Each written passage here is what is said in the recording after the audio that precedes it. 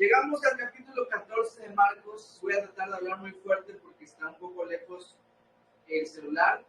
Si no se escucha, no hay nada más que podamos hacer. Lo siento, traten de ponerse audífonos, ponerle todo el volumen y yo voy a poner mi mejor voz para que ustedes puedan escuchar, ¿ok? El Evangelio de Marcos, llegamos al capítulo 14. ¿Saben cuál es el capítulo 14? Aquí viene después del 13. Y en el contexto de lo que estábamos viendo, en el 13, Jesús estaba hablando sobre la ira venidera, ¿verdad? Los tiempos futuros. Vimos escatología, vimos esa visión y cómo iba a estar el calendario profético, ¿no? Nos faltó ahí nuestro pizarrón, pero ahí pudimos hablar un poquito y espero que les haya quedado un poquito claro cómo va a ser. Y por lo menos de que tanto lo escuchen, ya se les vaya quedando un poquito de cómo es la escritura que va a ser.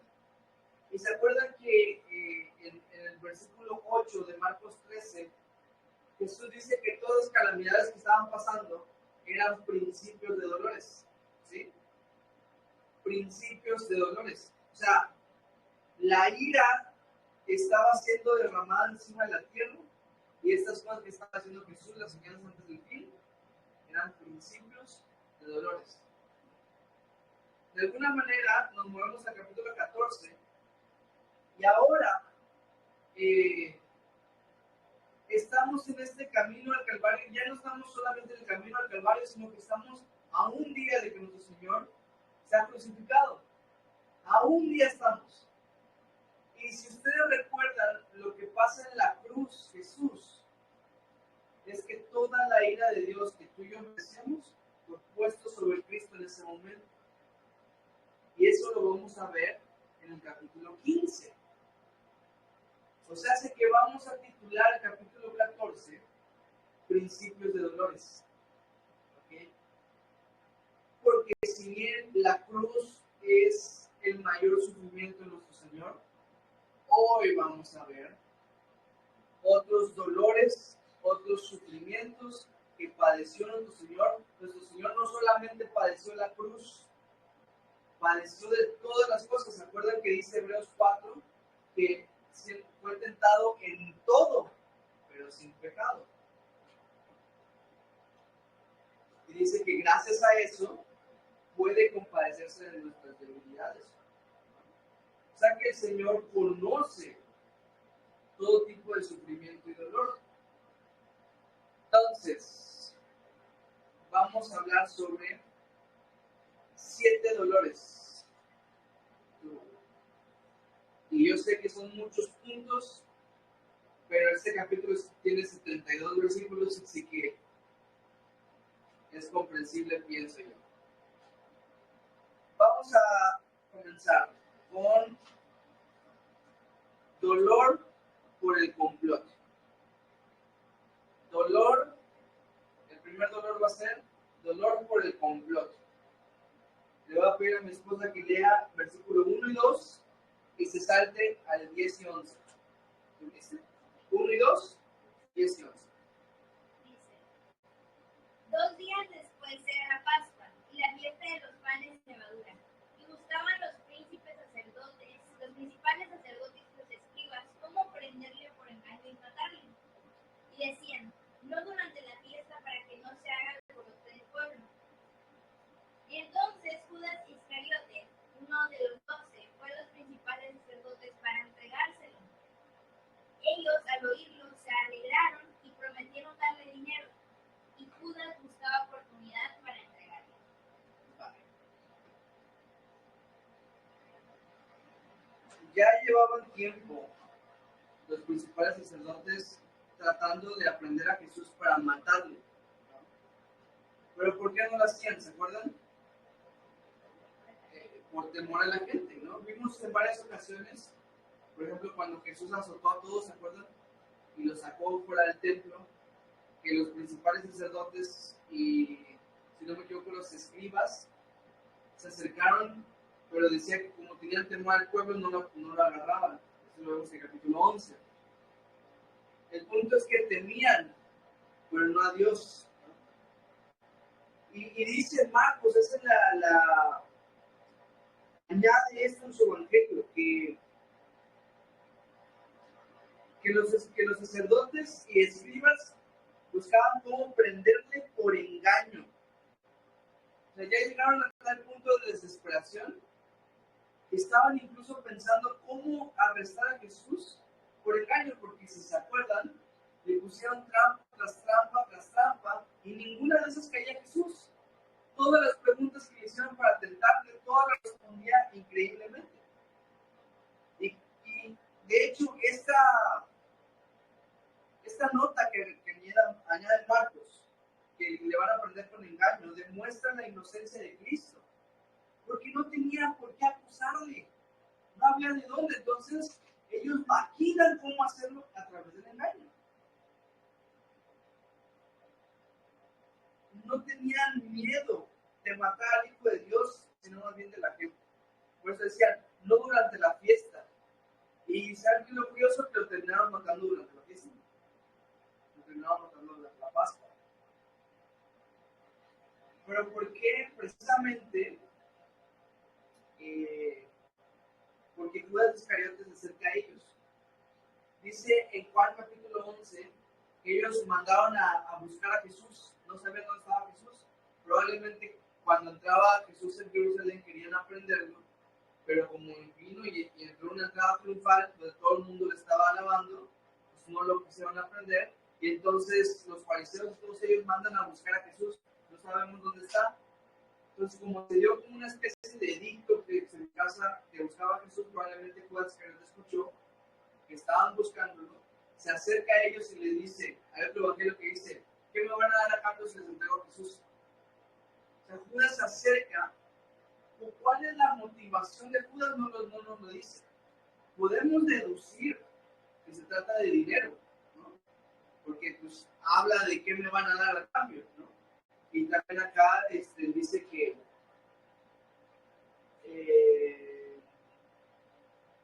prometieron darle dinero y Judas ya buscaba oportunidad para entregarlo. Ya llevaban tiempo, de hecho, estaba leyendo que en Marcos 3, ya los fariseos ya estaban buscando cómo prender a Jesús. Entonces, pasa todos estos años, pasa todo este tiempo, y al fin tienen una buena oportunidad. ¿Cuál fue la motivación de Judas? No lo sabemos. Si donde la Biblia calla, nosotros nos callamos. Lo que sí sabemos es que ni las maquinaciones del diablo salen del plan soberano de Dios. ¿Se acuerdan que en otro evangelio dice que Satanás entró en el corazón de Judas ya cuando le iba a entregar, no antes? No durante este proceso de trueque, no había entrado Satanás en su corazón, pero cuando ya entra, o sea, podemos deducir como que hay una especie de maquinación diabólica en todo esto, pero aún así era parte de una profecía más antigua, aún así era parte del plan de Dios. Si se acuerdan, como dice 1 Pedro, que Cristo fue destinado desde antes de la fundación del mundo para ser el Cordero, para ser entregado, para morir por nosotros. O sea, ni las maquinaciones del diablo salen del plan soberano de Dios. Sin darse cuenta, estaban cumpliendo el plan ya destinado. Pero no por eso deja de ser doloroso, porque dice acá, entonces Judas Iscariote, uno de los 12. Judas fue amado por Cristo. Judas fue elegido por Cristo, fue enviado a predicar de dos en dos, escuchó todas las enseñanzas, le lavó los pies al Señor. De hecho, esto pasa también esta noche. E incluso se le dio una responsabilidad que ninguno de los otros discípulos tenía. A Judas se le confió el dinero. Pero nada bastó. Cuando el corazón no es el correcto, nada va a ser suficiente. Así te den lo que sea que te den, nada va a ser suficiente. Se trata del corazón.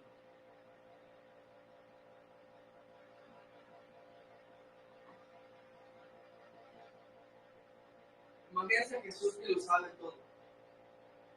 Y de repente regresa Judas con ellos. ¿Qué es el dolor? De saber que habían conspirado en su contra. Segunda sección.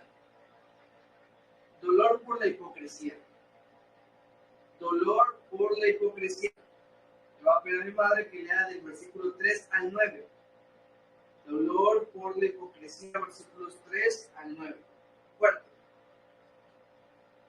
Pero estando él en Betania, en casa de Simón el leproso, y sentado a la mesa, vino una mujer con un vaso de alabastro de perfume de nardo, puro de mucho precio, y quebrando el vaso de alabastro se lo derramó sobre su cabeza.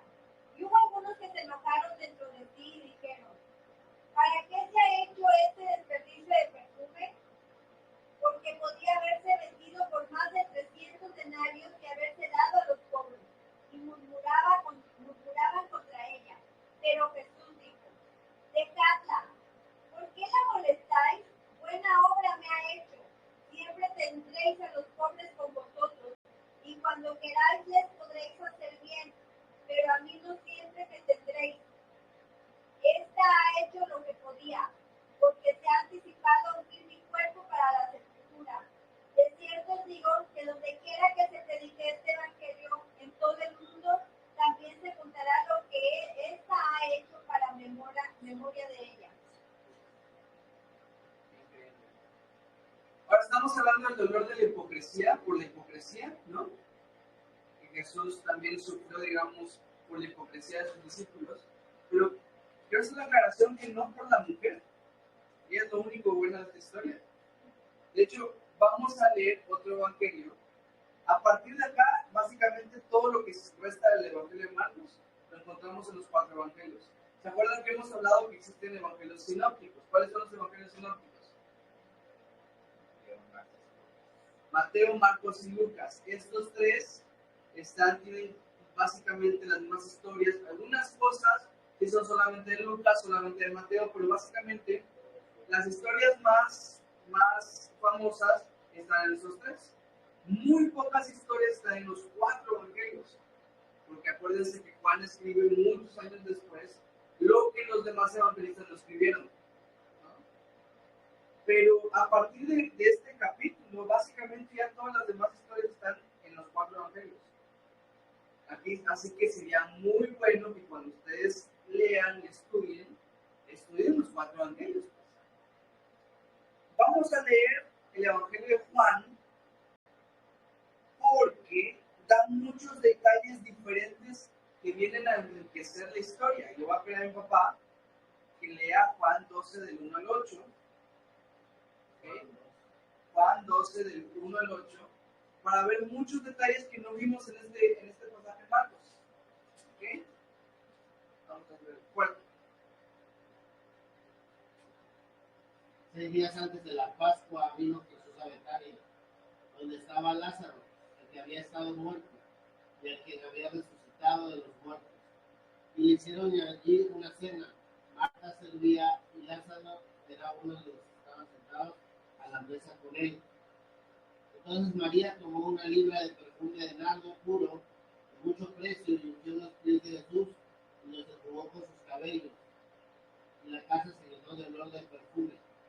Y dijo uno de sus discípulos, Judas Iscariote, hijo de Simón, el que le había de entregar: ¿por qué no fue este perfume vendido por 300 denarios y dado a los pobres?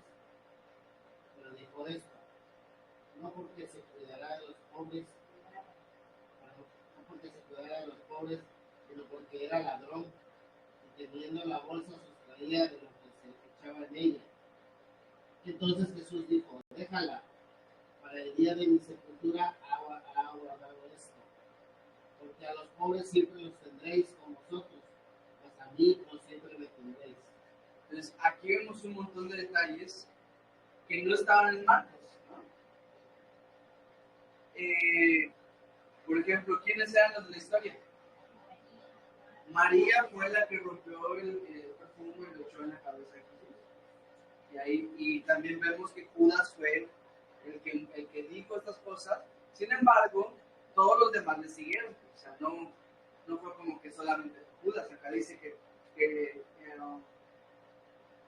y murmuraban contra ella. Hablan por plural. A todos los demás empezaron a murmurar contra María, ¿no? Pero es el más interesante. Supongo que Juan agrega todos estos detalles porque en el Evangelio de Juan conocemos más detalles de la vida de Lázaro, de la vida de Marta y de María y cosas por el estilo. Entonces, aquí aprendemos de esta historia, ¿no? Ahora, además de todo lo que podemos decir, se me hace interesante cómo Jesús la defiende. Dice en el versículo 6, dejadla, ¿por qué la molestáis? Buena obra me ha hecho. Buena obra me ha hecho. A ti te puede parecer exagerado, pero Jesús lo recibe como una buena obra. Muchas veces a nosotros se nos llama fanáticos, como si lo que tuviéramos por Cristo fuera una especie de fanatismo tóxico, una obsesión. Es lo mismo que estaban haciendo los discípulos contra María. Estaban llamando exagerada pues por haber hecho eso. Muchos juzgarán tus obras de amor a Cristo, pero Cristo recibirá lo que haces de amor para Él. María, por el contrario del resto de los discípulos, creyó en las palabras de Jesús, porque ella había anunciado varias veces que iba a morir. Los discípulos, lo vamos a ver más adelante, dicen, no, que eso no te acontezca, Señor. Antes que ellos negaban las palabras de Jesús, pero María, creyendo en su corazón lo que Jesús decía, lo prepara, porque dice que se anticipó a ungir el cuerpo del Señor para la sepultura. Entonces, mientras los discípulos negaban su muerte, María se preparaba para ella. María, a lo mejor en su mente pensó, si Jesús se va a ir, mejor aprovecho de una vez para ungirlo, porque qué tal que ya no tengo otra oportunidad, y efectivamente ya no iba a tener otra oportunidad. Esa misma noche iban a entregar a Jesús. Y dice, 300 denarios, qué desperdicio. Acuérdense que un denario era un día de paga. ¿Okay? Un día de trabajo entero te pagaban con un denario. Más de 300 denarios probablemente era como un año de salario. No sabemos si Judas aquí estaba exagerando o de verdad era muy costoso el perfume. Pero dice, qué desperdicio. ¿No? Qué desperdicio gastar todo esto para ungir al Señor. Y yo te digo, nunca será desperdicio lo que le das a Jesús. Lo que das por Jesús y para Jesús nunca va a ser un desperdicio. Así te sangre en los bolsillos, como dicen por allá. Si es para el Señor, no será un desperdicio. Mucho tiempo de mi vida pasé en la iglesia, que al final terminó siendo muy institucional. Pero no fue un desperdicio. Porque al final yo entregué ese tiempo y esos años para mi Dios. Y fue de provecho. Para otras cosas, pero fue de provecho. Y me llama, como dice en el versículo 8, esta ha hecho lo que podía. Para muchos, en lugar de ser una motivación, se vuelve una excusa. Yo hice lo que pude. ¿No? Sabiendo que a lo mejor pudiste haber hecho más. Jesús sabe cuando en verdad hiciste todo lo que pudiste. Y reconoció que María hizo todo lo que pudo.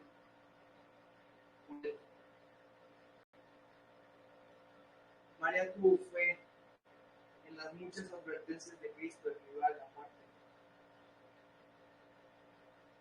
Y este perfume sirvió para preparar su cuerpo para el martirio que vendría. Ahora en el versículo 9 vemos una profecía que vemos su cumplimiento el día de hoy. cierto os digo que donde quiera que se predique este evangelio, en todo el mundo, también se contará lo que ésta ha hecho para la memoria de ella. Y efectivamente, 2023 y seguimos contando esa historia. Vamos al tercer dolor de este principio de dolores que recibió nuestro Señor. El dolor por la ignorancia. Dolor por la ignorancia. Va a ser versículos 12 al 25 y lo va a leer Pancho, por favor, fuertísimo. Dolor por la ignorancia del 12 al 25.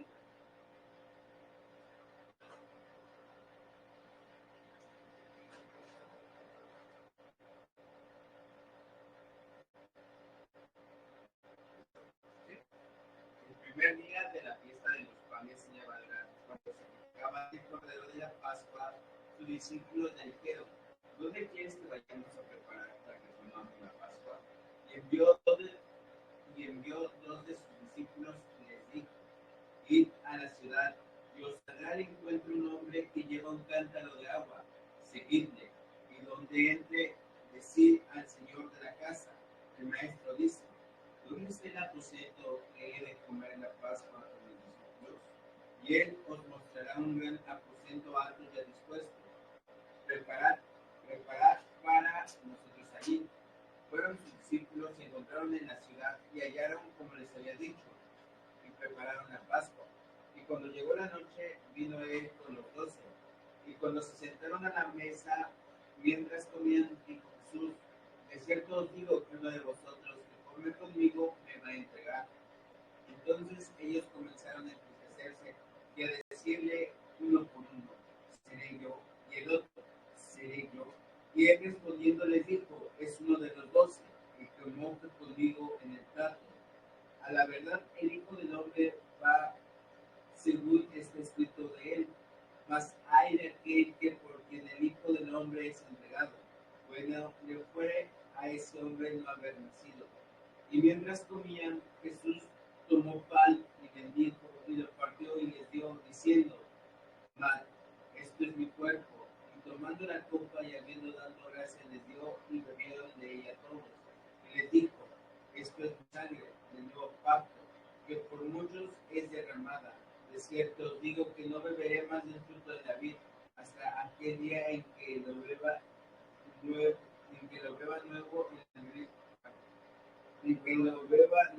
en el reino.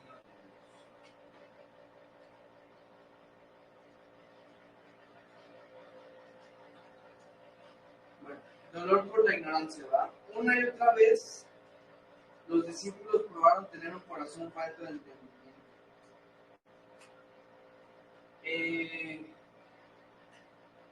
Todo este pasaje sucede también en el contexto del lavamiento de los pies. Cuando llegan al aposento alto, lo primero que hace Jesús es lavar los pies a cada uno. Ahí estaba Judas, le lavó los pies. Le dice que estaban celebrando la Pascua y los panes sin levadura. Estas son dos fiestas que se hacen en el 15 del mes Nisan, que es el primer mes del calendario judío, que los juntan para que la fiesta dure 7 días. Entonces la Pascua de los judíos, la fiesta nacional, dura 7 días. Y entonces ellos se juntaban y hacían una mega celebración. Y era un recordatorio que Dios los libró de la esclavitud de Egipto. Para eso se celebraba la Pascua y los panes de levadura. ¿Okay? Al principio de este pasaje, Juan nos dice que Juan y Pedro fueron esos dos discípulos que mandó el Señor a ver a este hombre con un cántaro en la cabeza, que era de hecho una señal muy particular porque los hombres no se ponían un cántaro sobre la cabeza de las mujeres. Entonces cuando miraron a uno, lo llevaron a la casa del dueño y ahí le preguntaron: ¿dónde va a celebrar el maestro la Pascua? Y les muestra un lugar y ahí reciben a Jesús, ¿no? Pero también esto nos muestra cómo Jesús ya tenía todo listado para su crucifixión, ¿entiendes? O sea, lo que quiero que entendamos es que lo que pasó en un momento no lo agarró de sorpresa. Ya estaba escrito. Jesús lo sabía el plan. Por eso hasta de manera anticipada le dice, ve, vas a ver un hombre con un cántaro, le preguntas, ve con el Señor, le muestras, y ahí en ese aposento alto lo va a llevar a Getsemaní, donde pasa sus últimas horas antes de que lo arreste. Después, a partir del versículo 17, vemos esta plática donde los discípulos dicen, seré yo y todo eso, ¿no? Yo pienso que el Señor aquí le da la última oportunidad de arrepentimiento a Judas.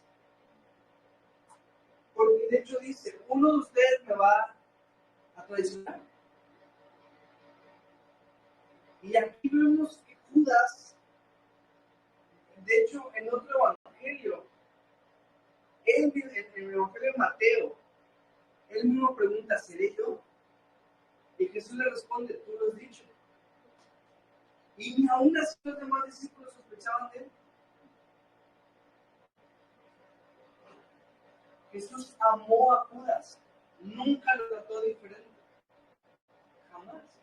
Aún sabiendo que lo iba a traicionar, nunca lo trató diferente. Hasta el final seguía dándole oportunidad a Judas de que se arrepintiera. Tal fue el trato bueno de Jesús hacia Judas, que ninguno de los discípulos sospechó de él. Todos empezaron a decir de ello, y cuando dice, aquel al que yo le dé de este y se lo da, y todavía dice, seré yo, se voltea a ver. No sospechaban, no les pasaba por la cabeza que Judas fuera a traicionar al Señor. Porque Judas actuó muy bien probablemente, o era igual de malo que todos los demás, y porque el Señor lo amó como a todos los demás, como a todos sus discípulos. Y aquí le da esta oportunidad, y en otro evangelio vemos cómo Jesús le da de comer en la boca. Entonces Juan registra que Satanás entra en el corazón de Judas y sale corriendo Judas, porque le dice a Jesús, lo que has de hacer hazlo pronto, y sale corriendo Judas. Y se va. Hasta ese punto todavía había oportunidad y no se arrepintió. Y después, cuando vemos que le avientan las todavía no se había arrepentido. Judas no entendió el evangelio, que perdona hasta para los pecados más horrorosos. Y en el versículo 22 en adelante, vemos que Jesús establece la señal, la institución para un nuevo pacto, ¿verdad? Toda la cena de la Pascua. Aquí estaban sentados como para comer la Pascua. ¿Okay? En la Pascua los panes sin levadura. Por lo mismo nosotros seguimos celebrando la Santa Cena con panes sin levadura, porque desde ese momento se juntaban con panes sin levadura, estaban ahí con los panes sin levadura, estaban ahí, evidentemente había vino, había alegría, estaba en el momento. Y cada cosa que había en la mesa era un simbolismo que representaba algo, para la redundancia, en cuestión de la Pascua. Hasta las especies amargas dicen que representaban la amargura de la esclavitud que ellos tenían en Egipto. O sea, todo tenía un porqué.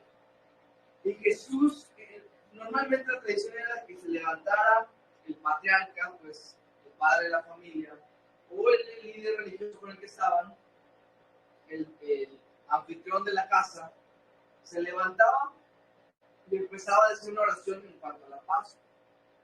Que recordemos que por eso nos acercaba el Señor y todo eso, y agarraba los panes y daba el simbolismo de cada una de esas cosas. ¿Qué hizo nuestro Señor? Agarró los panes y en lugar de hablar de la Pascua, instituyó un nuevo pacto. En lugar de enfocarse en Israel y Egipto, se enfocó en sí mismo. Ya no se trataría de la Pascua judía, sino que ahora Jesús es nuestra Pascua. La Pascua, si nos acuerdan, se celebraba sacrificando un cordero para el perdón de los pecados. Ahora Jesús sería nuestra Pascua. Él se iba a dar como sacrificio. Fue un antes y un después. Estableció un nuevo pacto.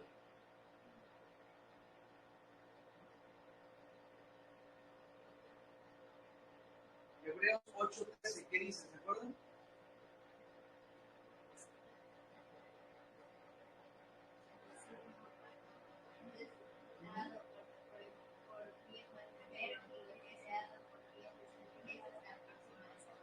Exactamente, que estableció un nuevo pacto. Y como estableció un nuevo pacto, el antiguo ya quedó obsoleto, ¿verdad? Un pacto, según la RAE, es un acuerdo entre dos o más partes que se comprometen a cumplir lo estipulado. Es un acuerdo entre Dios y los hombres, en cuanto a los pactos que aparecen en la Biblia, y sobre todo este nuevo pacto. Es una promesa inalterable hecha por Dios. No se nos dice en este pasaje, que de hecho eso es muy interesante, no se nos dice que ellos hayan sacrificado un cordero como parte de las fiestas. Por lo común era que estuvieran comiendo allá, pues un corderito. Pero no se nos dice que eso estaba allá, solo había esos elementos de panes y vino. A lo mejor también simbolizando que ellos tenían muy pocos recursos, pues. Pero yo creo que todavía más a propósito, pues por los simbolismos que se en ese momento. No sacrificaron un cordero porque Jesús sería el cordero. Vamos a buscar Hebreos 9, 12 al 15. Hebreos 9, del 12 al 15.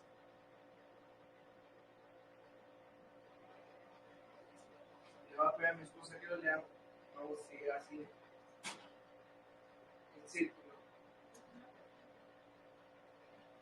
Hebreos 9, del 12 al 15. Y no por sangre de machos cabríos ni de becerros, sino por su propia sangre, entró una vez para siempre en el lugar santísimo, habiendo tenido eterna redención. Porque si la sangre de los toros y de los machos cabríos y las cenizas de la becerra, rociadas a los inmundos, santificaban para la purificación de la carne, ¿cuánto más la sangre de Cristo, el cual mediante el Espíritu eterno se ofreció a sí mismo sin mancha a Dios, limpiará vuestras conciencias de obras muertas para que sirváis a Dios vivo? Así que por eso es mediador de un nuevo pacto, para que teniendo muerte para la remisión de las transgresiones que había bajo el primer pacto, los llamados reciban la promesa de la herencia eterna.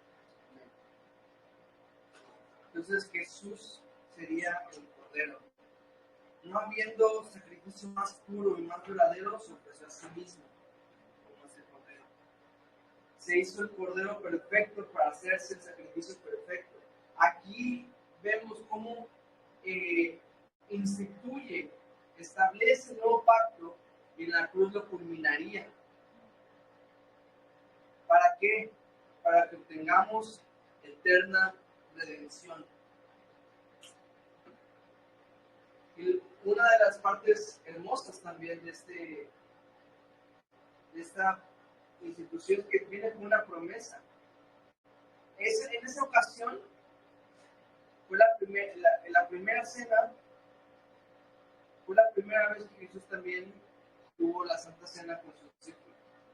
Y dice que la próxima vez que la vuelva a tomar va a ser cuando estemos todos juntos en el reino. En lo que la Biblia llama las bodas del Cordero. Se va a reunir a todos. ¿Cómo le va a hacer si va a agarrar unos que van a repartir con su bandeja a cada uno y se van a molestar si no agarramos mucho? No lo sé. Si van a hacerse, no sé, cada quien va a tener, no lo sé. Si va a ser una así como en la multiplicación de los panes y los peces que de repente van a agarrar y agarrar y agarrar. No lo sé. Lo que sí sé es que si lo que hacemos es una práctica para lo que haremos con él, yo digo, hagámoslo más seguido. Pero bueno, muchos detalles que me gustaría hablar, pero tenemos que avanzar. Hablando de dolores, vamos a pasar al siguiente punto. Punto número 4, dolor por la deslealtad. Dolor por la deslealtad. Versículos 26 al 42. Y eso lo va a leer mi madre. Dolor por la deslealtad del 26 al 42.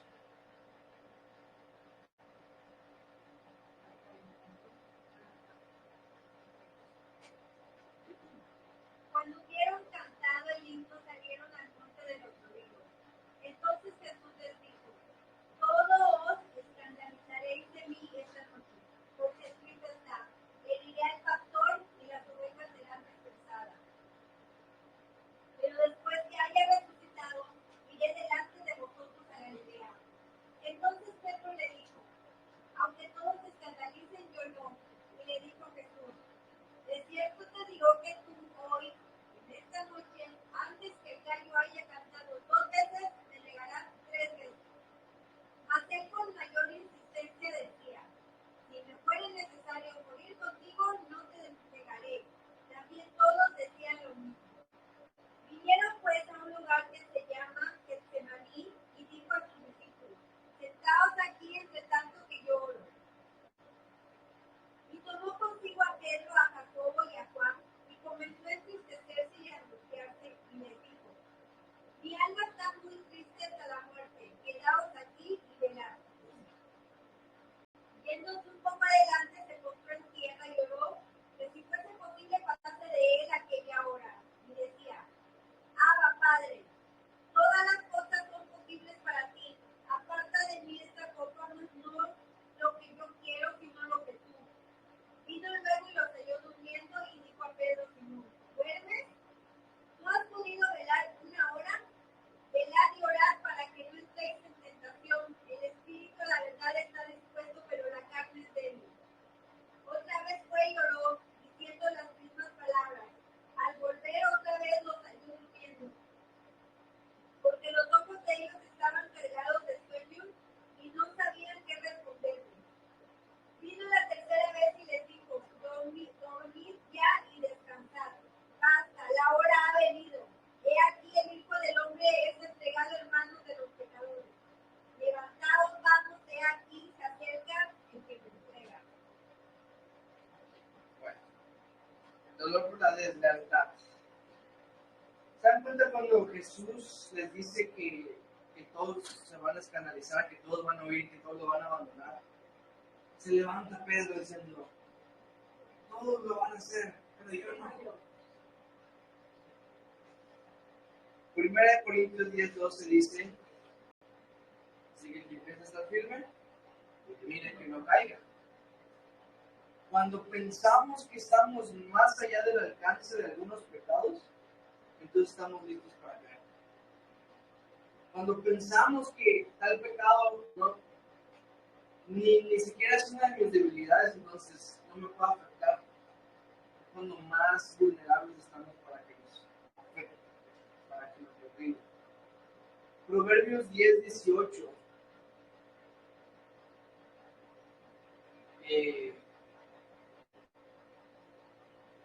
Vamos a verlo.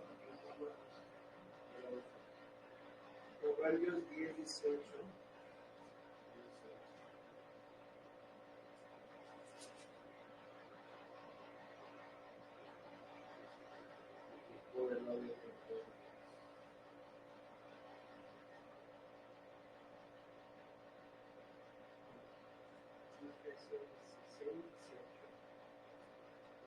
Sí, 16:18. Antes del quebrantamiento y la soberbia, y antes de la caída y la altivez de espíritu. Cuando nos creemos mucho, ahí viene la caída. Entre más alta es la soberbia, más fuerte es la caída. El más alto sube, es más fuerte es el fracaso. En el versículo 27, vemos que tanto en control estaba Jesús, que les habla de esta profecía, incluso que sabía que se iba a cumplir en ellos. Y en el versículo 28, se me hace muy impresionante porque dice: pero después que haya resucitado, iré delante de vosotros a Galilea. Nos muestra que Jesús estaba con la mira más allá de la cruz. O sea, obviamente venía todo esto de la cruz, que era difícil, pero él estaba pensando en lo que iba a venir después.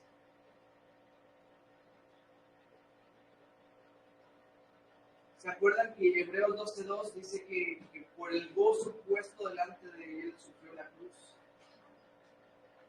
O sea, había un gozo puesto delante de él y ella estaba mirando esa meta. Ahora, ¿qué hacen los discípulos para fortalecerse en los tiempos de angustia? Ya sabían, ya les habían advertido, ¿y qué hacen ellos? Se duermen. ¿Me entienden? Versículo 38, es clave. Velad y orad para que no entréis en tentación. El espíritu, la verdad, está dispuesto, pero la carne es débil. Probablemente les dio la pedrada, pues, ¿no? O sea, yo sé que ustedes dicen, sí, yo lo voy a hacer, yo no me voy a escandalizar. Pero la carne es débil. Y les dio la clave: oren, ven. Tal vez si lo hubieran hecho, tal vez no se hubieran escandalizado. Pero no lo hicieron. Se va quedando tal vez. Versículo 34. Jesús nos dice, nos muestra cómo estaba su corazón. Dice: mi alma está muy triste hasta la muerte. Y parece un hipérbole, pero no tanto, porque al final de cuentas lo que iba a sufrir nuestro Señor sí era demasiado grande. El momento se acercaba. No la tortura física, aunque ya vamos a ver que la tortura física fue muy grande. Sería brutal.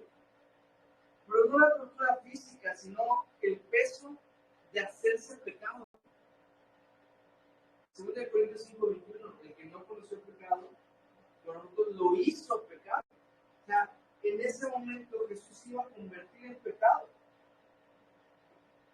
Cuando Jesús ora, no fue quitada su angustia, sino fue fortalecido en medio de ella. Dice que en Lucas nos dice que cuando él oraba y él decía: Padre, si es posible, pasa de mí esta copa, pero se haga mi voluntad, sino la tuya, dice que el Señor mandaba ángeles que lo fortalecían. O sea, su angustia no fue quitada, pero fue fortalecido para poder atravesarla. Él se iba a convertir en pecado y la ira de Dios contra el pecado sería puesta sobre él. Se convirtió en eso que tanto odia a nuestro Señor para poderlo destruir. En él, en Cristo. Y junto con el pecado, Cristo mismo va a ser destruido. En un sentido. Y su cuerpo físico lo resintió, porque dice en Lucas 22:44 que sudaba gotas de sangre. Y hemos hablado muchas veces de eso, ¿no? Cómo se tienen que abrir los poros para que pase algo tan grueso como la sangre. Y es un dolor impresionante. Y le dice: si fuese posible, no, pasase de él aquella hora, o sea, ese momento que iba a pasar. Pero como Jesús no le fue quitado, nos demuestra que no había otra forma, no había posibilidad. Por eso es que no hay otra forma de ser salvos. Si hubiese otra forma para que tú y yo nos salvemos, su muerte no había sido necesaria. Pero murió. O sea que la única forma que existe para nuestra salvación es por medio del Cordero sustituto, Cristo.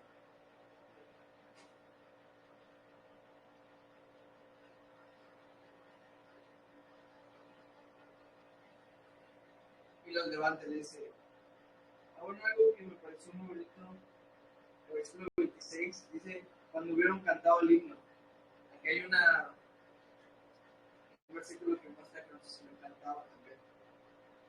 cantaba bien o mal, no sé lo que sea. Pero cantaba un himno.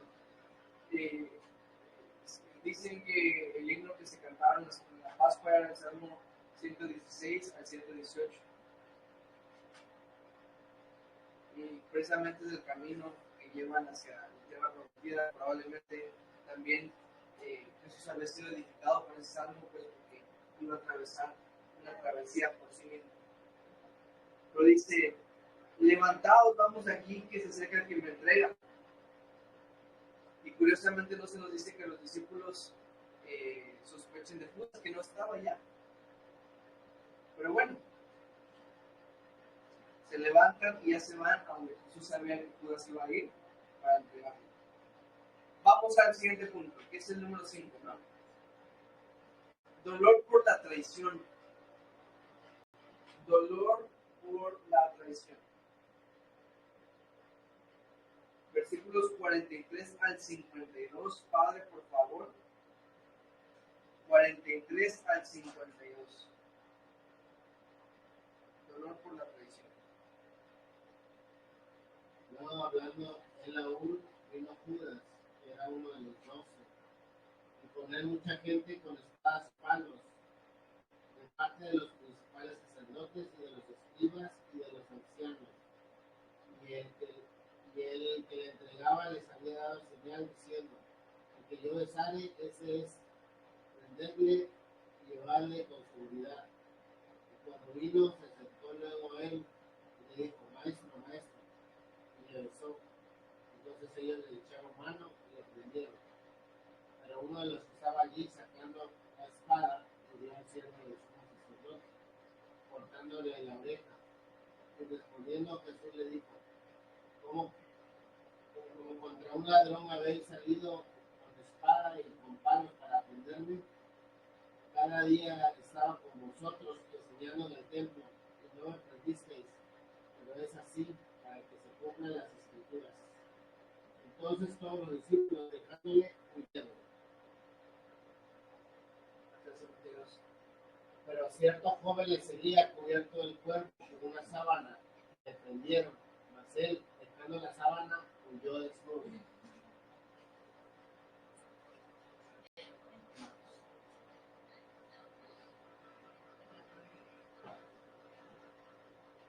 Judas lo besa, Pedro lo defiende, corta la oreja. Ahí Juan nos dice que es Pedro, ¿no? Y hasta nos dice el nombre del oficial, que se llamaba Malo. Probablemente el oficial se convierte y por eso Juan conoce al oficial. Pero, y Lucas nos dice que Jesús le vuelve a restaurar la oreja en ese mismo momento. De hecho, en otros evangelios también se nos dice que cuando lo encuentran, antes de que Judas le dijera quién es, le pregunta Jesús a los oficiales: ¿a quién buscáis? Ellos dicen: a Jesús, un nazareno. Él les dice: yo soy. Y cuando dice yo soy, todos caen rendidos. O sea, en ese momento. Todo esto pasa, es una escena de acción en este momento, ¿me entienden? Pero yo quisiera enfocarme en Judas ahorita. Yo sé que podemos decir más cosas, pero estamos estudiando todo el evangelio en conjunto. No quisiera detenerme en muchos detalles. Y yo creo que lo esencial se entiende. Yo quisiera enfocarme en Judas. Judas le besó. El famoso beso de Judas, que es mundialmente famoso, el beso traicionero. Judas le besó, pero que le haya besado habla de la mucha intimidad que había entre ellos. ¿Entienden? Yo, como hombre, al único otro hombre que beso es a mi papá, porque tengo esa cercanía con él. Imagínense qué nivel de cercanía tenía Judas con Jesús. Que lo llegó con maestro, y le da un beso. ¿Entienden? Acompáñenme por favor a Mateo 26:50, que este versículo a mí de verdad me mata. Acompáñenme a Mateo 26:50 hablando de esta historia. Miren cómo lo narra Mateo.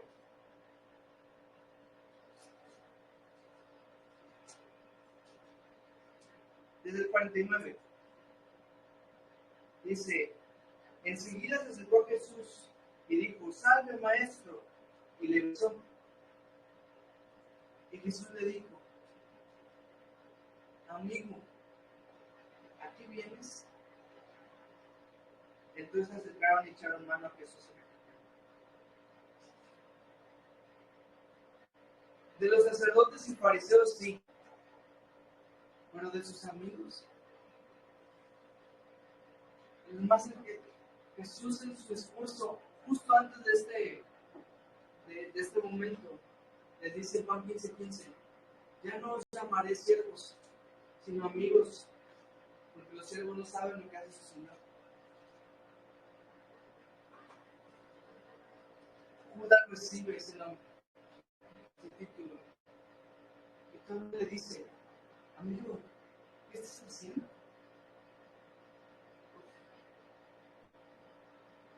A mí me duele mi corazoncito. Hablando de salmos mesiánicos, miremos, por ejemplo, el Salmo 55, que habla de este momento también, del 12 al 14. Salmo 55.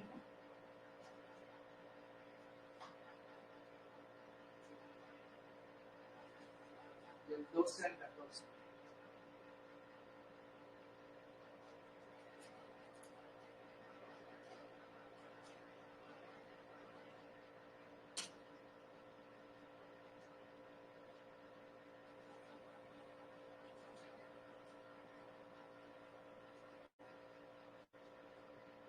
Eso es. Hay que leer más los salmos porque están pegadas las páginas de...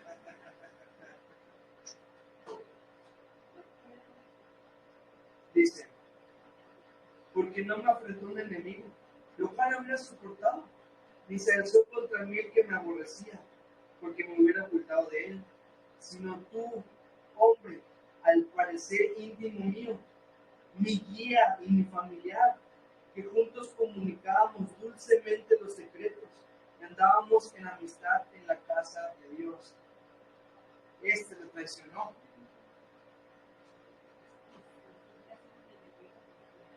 41:9.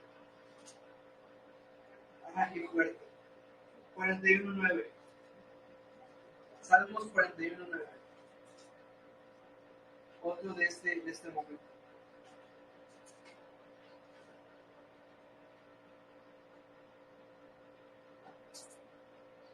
Dice, aún el hombre de mi paz, en quien yo confiaba, el que de mi pan comía, alzó contra mí el calcañar. Por eso me mata lo que dice Mateo. Le dice, y Jesús amaba a Judas. Tenía esta relación íntima con Judas. Y Judas lo traiciona. Y Judas lo vende por 30 veces de plata. Este es el verdadero dolor de la traición de Judas. Me acuerdo que cuando estábamos viendo la serie de Joseph, mi mamá dijo, ay, ya vi a Judas y ya me cae mal. Jesús no pensó así. Jesús lo amaba, Jesús lo tenía como amigo íntimo. Piensen, ¿quién de los discípulos tenía responsabilidad como la de Judas? Él llevaba el dinero. ¿Qué otra responsabilidad conocemos que tenían los discípulos? Jesús confiaba en él. Que era traicionado.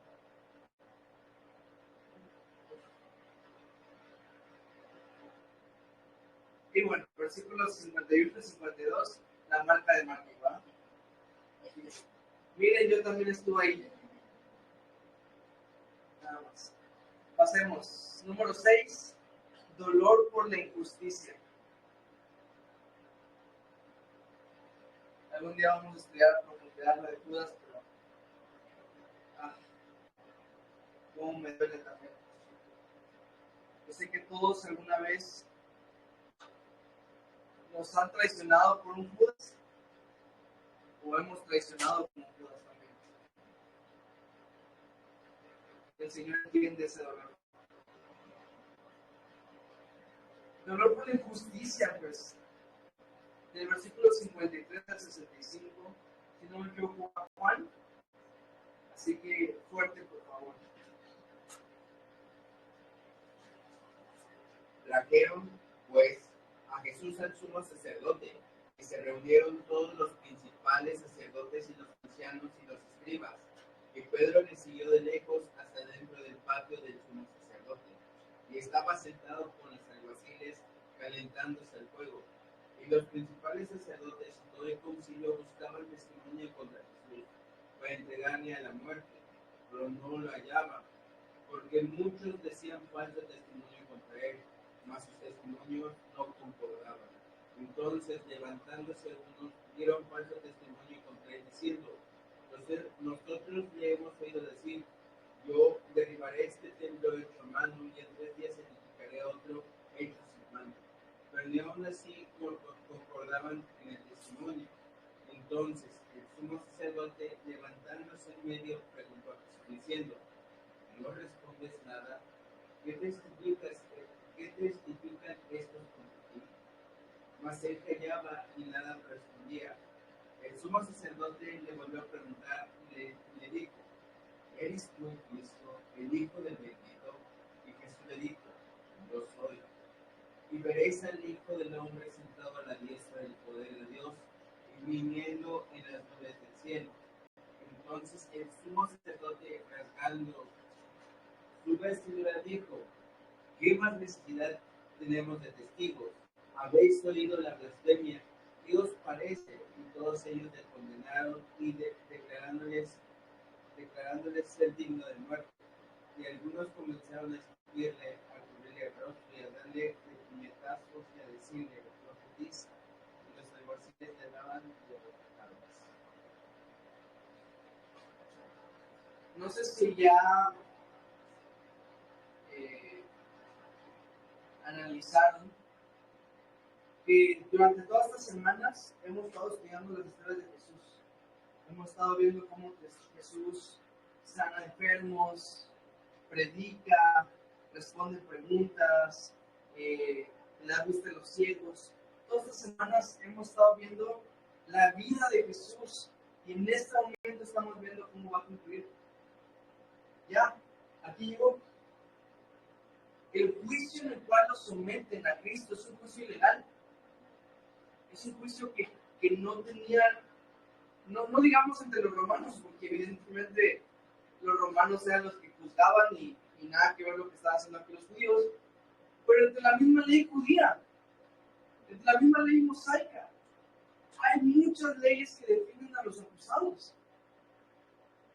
Este juicio que estaba teniendo con Jesús, evidentemente, ellos ya habían resuelto en su corazón que lo iban a condenar y que lo iban a matar. Estaban buscando nada más cualquier excusa para hacerlo. Pero ¿qué pasa? Ni siquiera les salió una jugada. Yo creo que lo de Judas Iscariote le llegó de la nada y no tuvieron tiempo de prepararse bien, porque los testimonios de los testigos falsos que habían contratado ni siquiera se parecían. O sea, el libro estaba mal escrito, pues. Estaban sacando de contexto palabras de Jesús que ya hemos visto que dijo, que sí dijo eso. Porque acuérdense que toda mentira diabólica tiene parte de verdad. ¿Qué le dijo Satanás a la mujer? ¿No? Porque Jesús dijo que si comieres ibas a morir. O sea, cuando Satanás da una de sus mentiras, lo dice partiendo pues de una de las verdades de Dios.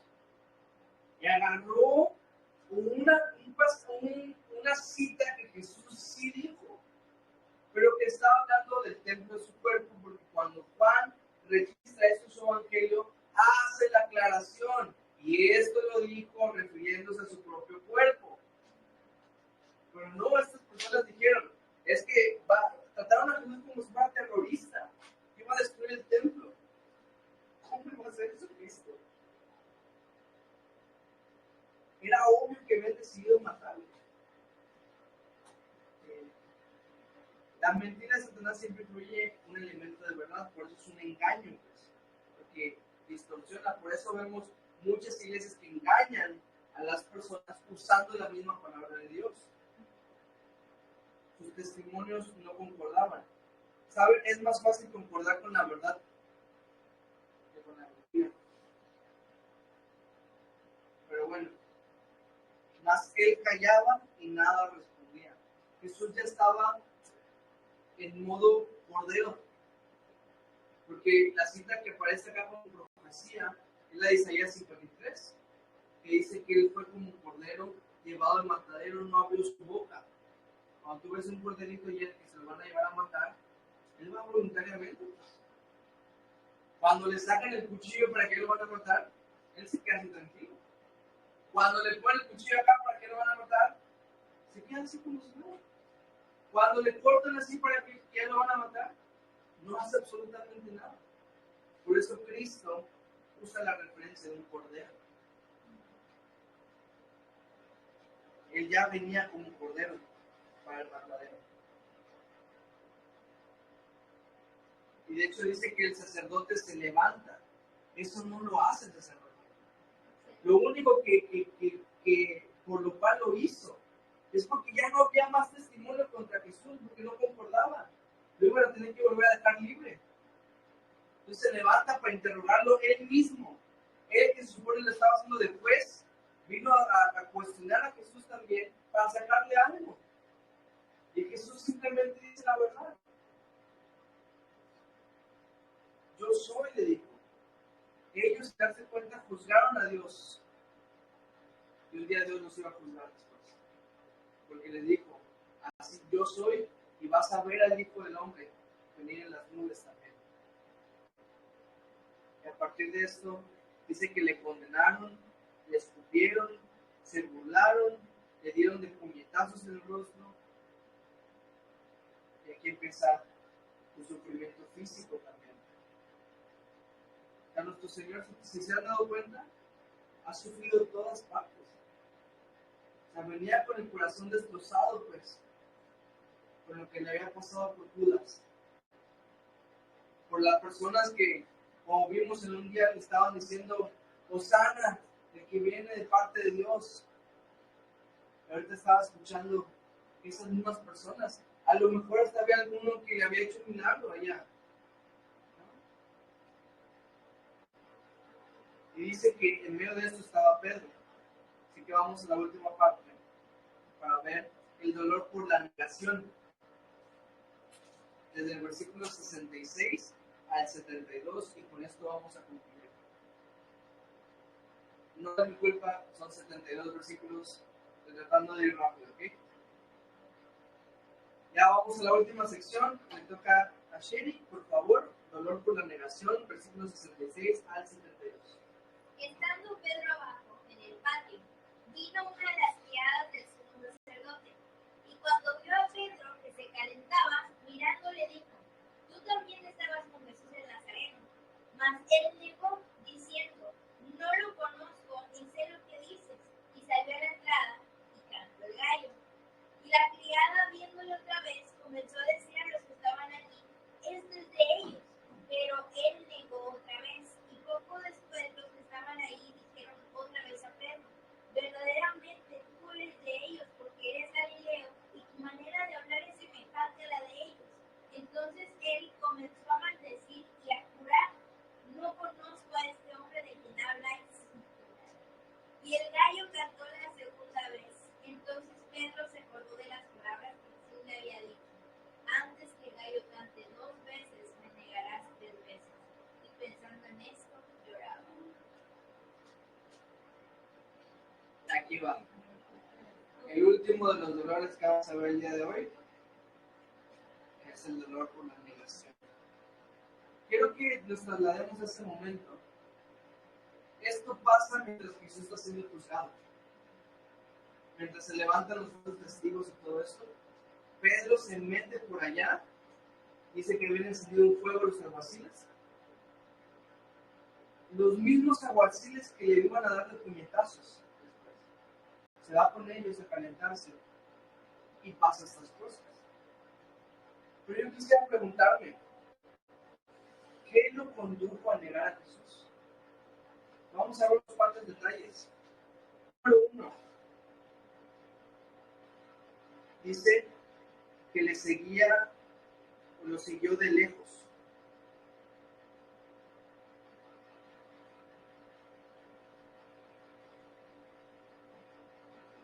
Jesús le seguía Pedro le seguía de lejos, ¿no?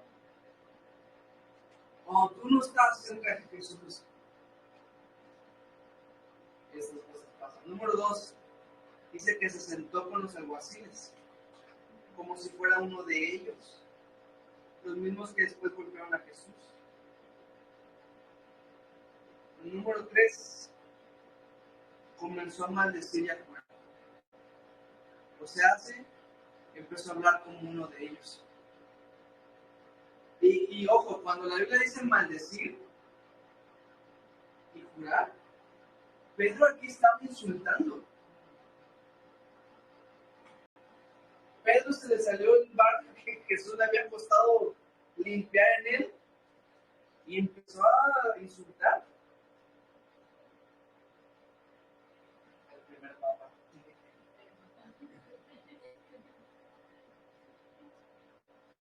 La boca que debía ser una fuente de bendición sacó pura putrefacción. Insultos. Jesús estaba siendo interrogado por doctos, por grandes autoridades, y aún así salió inocente. Pedro fue una simple criada y maldijo. Tu firmeza se medirá por tu testimonio a otros también. ¿Qué tan firme estás en Cristo? Se va a medir también por testimonio a otros. Hay quien dice, yo no necesito demostrarle nada a nadie. No es así como lo enseña Cristo. Y ese también, si tienen oportunidad de profundizar, de hacer una meditación en este pasaje, se lo recomiendo mucho. Sobre todo que comparen los demás evangelios. En Lucas 22 se nos dice que cuando Pedro llega a Jesús, Jesús lo voltea a ver. Dice que lo mira a los ojos.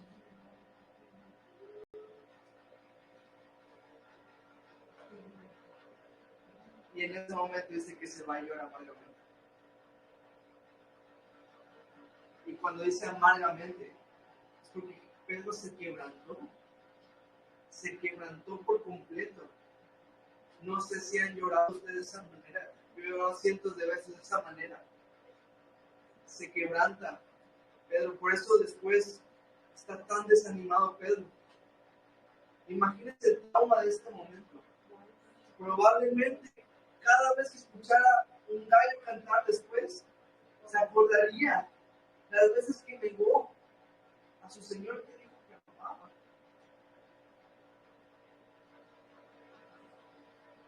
Lloró amargamente. La buena noticia es que se arrepintió.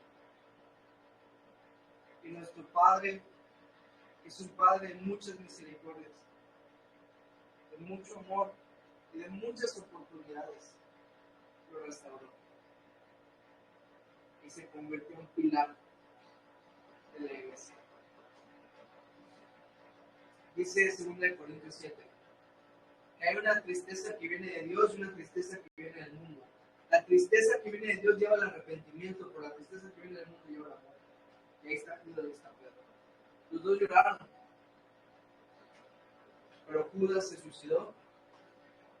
Y terriblemente lo que le pasó, no lo vamos a ver ahorita. Si estudiamos Hechos lo vamos a ver. Que dice que cuando se ahorca, se cae ese tronco y se desparrama por todo el barranco. Terrible, terrible lo que le pasó a Judas.